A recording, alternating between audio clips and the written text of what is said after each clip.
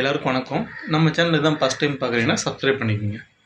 உங்களுக்கு எல்லாத்துக்கும் தெரிஞ்சிருக்கும், இப்போ வந்து உதயநிதி அண்ணா வந்து கைதாகியிருக்காங்க அப்படின்ட்டு. இப்போ இதுக்கு முக்கிய காரணம் யாருன்னு பார்த்தீங்கன்னா, தொண்டர்களாகிய நீங்கள் தான். ஏன்னா நீங்கள் தான் பார்த்தீங்கன்னா திரிசான்னு கத்தி அதுக்கு அவர் ஒன்று கமெண்ட் பண்ணி இது அப்படியே மாறுனுச்சு. அப்போ வந்து பார்த்தீங்கன்னா ஒரு தலைவராக இருக்கவர் பார்த்தீங்கன்னா இந்த மாதிரி தொண்டர்கள் ஏதாச்சும் பேசுகிறப்ப அமைதியே இருக்கணும். அதை விட்டுட்டு அவங்களோட சேர்ந்து நம்ம வந்து எதுவும் பேசக்கூடாது. பேசுனது ரொம்ப தவறு. அது மட்டும் இல்லாமல் இப்போ நீங்கள் எதிர்க்கட்சி தலைவராக இருக்கீங்க. போன டைம் பார்த்தீங்கன்னா நீங்கள் துணை முதலமைச்சராக இருந்தீங்க. அது மட்டும் இல்லாமல் இனி திமுகவோட தலைவர் அப்படின்ற ஒரு பொறுப்பு உங்களுக்கு தான் இருக்குன்றப்ப நீங்கள் பார்த்தீங்கன்னா ரொம்ப கவனமாகவும் ரொம்ப யோசித்து பேசியிருந்துருக்கணும். நீங்கள் எதுக்கு போனீங்கன்னு பார்த்தீங்கன்னா காவேரி பிரச்சனையை பற்றி பேசுறதுக்கோசரம் போனீங்கன்றப்ப நீங்கள் விஜய் சிஎம் எதிர்க்கிறீங்களா, நேரடியாக எதிருங்க. அதை விட்டுட்டு இப்படி ஒரு பொண்ணை பற்றி பேசி அப்படி தான் எதிர்க்கணும்னா அது என்னது இது சொல்லுங்கள்.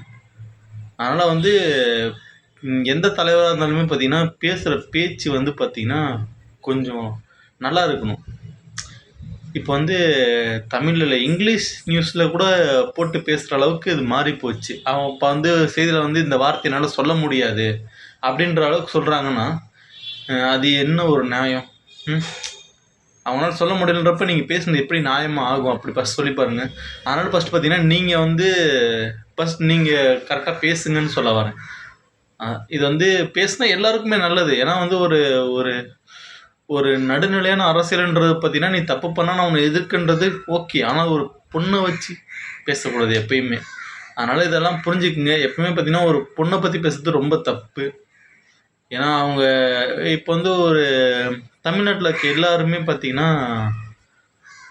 என்ன சொல்கிறாங்கன்னா கோவமாக தான் இருக்காங்க. எப்படி இப்படி ஒரு தலைவராக இருக்கவங்க எப்படி ஒரு பொண்ணை பற்றி பேசலாம் அப்படின்ட்டு.